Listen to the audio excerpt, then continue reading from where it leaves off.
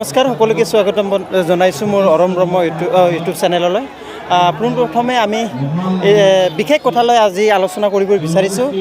উপস্থিত আছোঁ চিমেণ্ট চাপৰি বিহু তলিলৈ।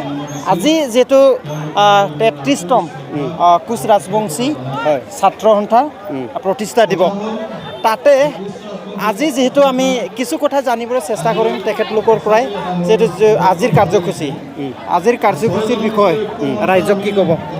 আজি আমাৰ সৰু কোচ ৰাজবংশী ছাত্ৰ সন্থাৰ সহযোগত আৰু ধেমাজি জিলা ছাত্ৰ সন্থাৰ উদ্যোগত যি আমি আজি এদিনীয়া কাৰ্যসূচীৰে আমি 33তম শ্বহীদ দিৱসটো পালন কৰা হৈছে।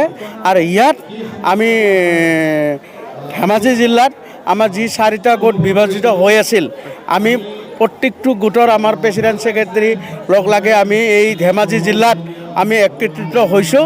আৰু আমাৰ ইয়াৰ পৰা এটা মেছেজ দিব বিচাৰিছোঁ, আমাৰ এইটো যাতে আজি চৰকাৰক আমি এটা দেখুৱাই দিব বিচাৰিছোঁ যে আগন্তুক দিনত আমাক লোকসভাৰ ইলেকশ্যনৰ আগমুহূৰ্তত কোচ ৰাজবংশী জনজাতিকৰণ কৰিব লাগিব এই নৰেন্দ্ৰ মোদী চৰকাৰে বা অসম চৰকাৰে। নহ'লে আমি আজি ধেমাজি জিলাৰ পৰাই তেওঁলোকক সকীয়াই দিছোঁ যে আগন্তুক দিনত যদি কোচ ৰাজবংশী এছটিকৰণ নকৰে, আমি বৃহত্তৰ আজিৰ পৰা আমি এলানি আন্দোলন আমি কাৰ্যসূচী ঘোষণা কৰিম। আপোনাৰ দাবী ডিমাণ্ড যিহেতু বৃহত্তৰ কমতাপুৰ দাবী, সেয়াক লৈ কি কৰি ক'ব? আমাৰ বৃহত্তৰ দাবী আমাৰ 1990 চনত আমি কোচ ৰাজবংশী ছাত্ৰ সন্থা আমাৰ জন্ম হৈছিল। তেতিয়া আমাৰ 6 মাহৰ কাৰণে আমাক চৰকাৰে জনজাতি কৰিছিল 6 মাহৰ কাৰণে। তাৰপিছত আমাক আকৌ জনজাতি আমাৰ মৰ্যাদাটো তেওঁলোকে আমাৰ কাঢ়ি লৈ গ'ল আৰু খিচিৰি কৰি আমাক ভাগ জনজাতি কৰি চৰকাৰে আমাক ভাগ কৰি দিলে। তাৰপিছত আমি প্ৰত্যেকটো বছৰতে আমি আন্দোলন কৰিব লগা হৈছে। আৰু ছাত্ৰ সন্থাৰ যুগত বা আমাৰ সন্মিলনী 6 জনগোষ্ঠীৰ জৰিয়তে কিয়নো আমি যিহেতু 6 মাহৰ কাৰণে চৰকাৰে আমাক এছটিকৰণ দিছিল, যদি আমি নাপাওঁ, যোগ্য নহয়, তেওঁলোকে কিয় আমাক 6 মাহৰ কাৰণে কংগ্ৰেছ জেনত চৰকাৰে আমাক দিছিল? আজি চৰকাৰে আমাক জবাব দিব লাগিব। নৰেন্দ্ৰ মোদী বা আমাৰ যিটো আমাৰ অসমৰ মুখ্যমন্ত্ৰী হেমন্ত বিশ্ব শৰ্মা, তেতিয়াতো তেখেত ফাইনেন্স মিনিষ্টাৰ আছিল, সেই টাইমত তেখেতে আমাক সহযোগ কৰিছিল। আজি ক'ৰবাত উন্নয়ন পৰিষদ দিলে আমাক চৰকাৰখন নহ'ব বা ক'ৰবাত গোৱালপাৰাখিনি এছটিকৰণ কৰিলে নহ'ব। বিশেষকৈ আমাৰ আজি ধেমাজি আজি শদিয়াৰ পৰা জোনাইলৈকে আমাৰ যিখিনি আমাক বস্তু আমাক দিলে কিন্তু 6 মাহ মানে এই 2-3 মাহৰ ভিতৰত আমাক জনজাতিকৰণ দিব লাগিব। নহ'লে এতিয়া আগন্তুক দিনত আমি বিজেপি হাতাও কোচ ৰাজবংশী বাচাও, আমি প্ৰত্যেকটো আন্দোলন কাৰ্যসূচী ঘোষণা কৰিম। বিভিন্ন সময়ত আপোনালোকক কথা দি আহি আছে, আজি কথা দিয়া আপোনালোকে ৰাখি আছে। এতিয়া কথা দি আপোনালোকক পিছলৈ লৈ যোৱাৰ চেষ্টা চলাইছে বুলি আমি চৰকাৰক আগতেও কৈছোঁ আৰু এতিয়াও ক'ম। আজি আমি 6 দিৱস জৰিয়তে আমাৰ ললিপপ দি ঠগাই থাকিলে আমি নহ'ব। আমি আগতেও শুকাই দিছোঁ, যেতিয়া আমাক আজি নৰেন্দ্ৰ মোদী বঙাইগাঁও কাকৈজানত আহি আমাক কৈছিল, আমাক একবাৰ মাত্ৰ চাওক আপোনালোকে কোচ ৰাজবংশী, আমাক চৰকাৰখন বনাই দিয়ক। তাৰপিছত আজি 9 বছৰ চৰকাৰখন কৰি হ'ল, কিন্তু তেওঁলোকে আজি জনজাতিকৰণ কথা ক'লে তেওঁলোকে মুখ চেলিকি এখানে পিছফালে বহি থাকে। তেওঁলোকে কোনো আমাৰ উত্তৰ নুশুনে। আমি দিল্লীত ধৰ্ণা দিলোঁ, আমি প্ৰতি জিলা আমি ধৰ্ণা দিলোঁ, আমি গণসভা পাতিলোঁ। আগন্তুক দিনত আমি এই ধেমাজিৰ পৰা আমি বৃহত্তৰ আন্দোলন ঘোষণা কৰিম আৰু এইটো আমি অসমক আমি দেখুৱাই দিম বা দিল্লী চৰকাৰক দেখুৱাই দিম। এই সময়ত আপোনালোকৰ যিহেতু কৰাত আপোনালোকৰ ভৱিষ্যত যিহেতু কোচ ৰাজবংশীসকলৰ কাৰণে কিবা অসুবিধা হ'ব পাৰে নেকি? কি ক'ব? বহুত অসুবিধা আছে, আমি গম পাইছোঁ, আমি চালোঁ।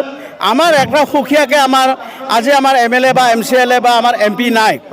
আমি সেই হিচাপত চৰকাৰক আমি আগতে কৈছোঁ, যদি আপোনালোকে এইটো কৰিব বিচাৰিছে, আমাকো অলপ সুকীয়া চব জনগোষ্ঠীক যদি আমাৰ বেলেগ চাব খুজিছে, আমাৰো 6 জনগোষ্ঠীৰ আমাক কোচ ৰাজবংশী, আমি বৃহত্তৰ জনগোষ্ঠী এটা, আমাকো সুকীয়াকৈ কয়তো আমাক ক'ৰবাত MLA খিলাৰ তেওঁলোকে চান্স দিব লাগে। বিজেপি চৰকাৰকে ক'লোঁ বা কংগ্ৰেছ চৰকাৰে ক'লোঁ, যোনে নক চৰকাৰ বনায়, কিন্তু আমাৰ MP হিচাপত আমাৰ নাই।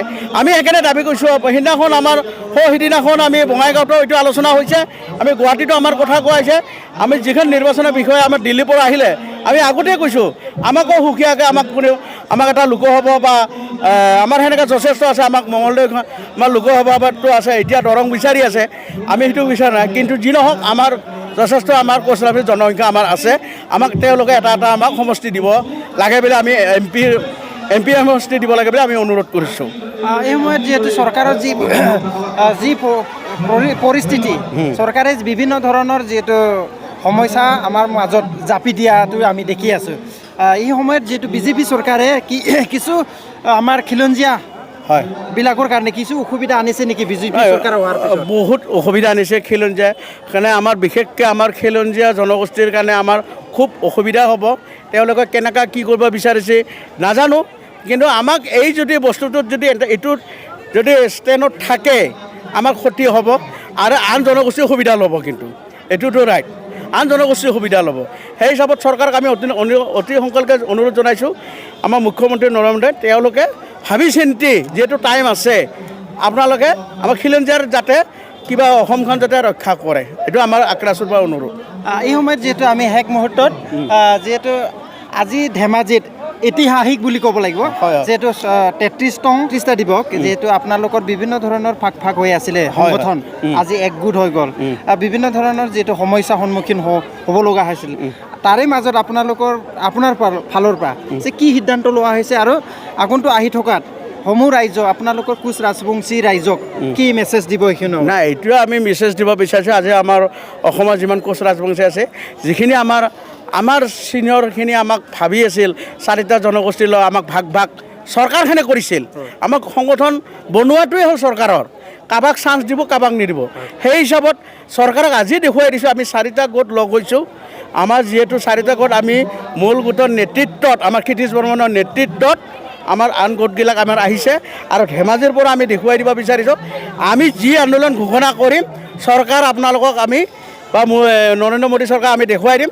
এই আগন্তুক দিনত আমি একলগ হৈ আমি বৃহৎ আন্দোলন ঘোষণা কৰিম। আৰু আপোনালোকক যিহেতু ভাগ কৰি ৰাজনীতি ষড়যন্ত্ৰ কৰা হৈছিলে, তাৰ বিষয়ে আপোনালোকৰ যিহেতু কোচ ৰাজবংশী যিহেতু সংগঠনৰ বিভিন্ন ধৰণৰ নিজাববীয়াকে আন্দোলন কৰা হৈছিলে, তাৰ কাৰণে আপোনালোকৰ জনজাতিকৰণ আমাৰ অসুবিধা হৈছিল, বিভিন্ন ধৰণৰ আপোনালোকৰ সমস্যাটো সন্মুখীন হোৱাৰ মাজত ৰাইজে চৰকাৰী যিহেতু আপোনালোকৰ প্ৰাপ্য বা আপোনালোকে যিহেতু জনজাতিকৰণৰ পৰা লৈ বিভিন্ন ধৰণৰ আপোনালোকৰ ডিমাণ্ড আছিলে, সেইবোৰ পিছুৱাই গৈছিল বুলি ভাবে নেকি? নাই, যথেষ্ট পিছুৱাই গৈছিল। আমি আনটো গোটে যদি আমি বা কোনোবা ধৰ্মক আমি যিকোনো কাৰ্যসূচী কৰোঁ, আনটো গোটৰ সভাপতি আমাৰ নাই বুলি কয়। আজি আমি অসম চৰকাৰক বা কেন্দ্ৰীয় কমিটি চৰকাৰক দেখাই দিব বিচাৰোঁ, সেই বস্তুটো যাতে আৰু নহয়। আজি ধেমাজিত যদি ধৰ্মঘট হৈছে, 4টা গোটৰ লিডাৰে থাকিব। কালি যদি ওদালগুৰিত হৈছে, 4টা গোটৰ আমাৰ মানুহখিনি আমাক সহযোগ কৰিব। কালি গুৱাহাটীত ধৰ্ণা দিলেও আমাৰ এই বস্তুটো আহিব। আমি এইটো খুব ভাল লাগিছে আৰু খুব আনন্দত আমি আন্দোলন ঘোষণা কৰিবলৈ আমি ঘোষণা কৰিম। ধন্যবাদ থাকিল। এইখিনি সময়ত যিহেতু কোচ ৰাজবংশী এই যিহেতু ছাত্ৰ সন্থাৰ আজি 33তম প্ৰতিষ্ঠা দিৱস আছিলে, তাৰ লগতে আজি এটা ঐতিহাসিক দিন বুলি ক'ব লাগিব, যিহেতু তেখেতলোকৰ মাজত বিভিন্ন ধৰণৰ বিভাগকে চিন্তাধাৰা বা বিভিন্ন ধৰণৰ যিহেতু নিজৰ মাজতে কিছু ভাগ হৈ আছিলে, এইটো আজি একগোট হোৱা আমাৰ চিমেণ্ট চাপৰি, এই চিমেণ্ট চাপৰিত যিহেতু আজি সভাৰ যোগেদি তেখেতলোকৰ এক হোৱাৰ এক সিদ্ধান্ত লোৱা হ'ল। ধন্যবাদ থাকিল এইখিনি সময়ত আপুনি এইখিনি জনাই দিয়াৰ বাবে। Thank U.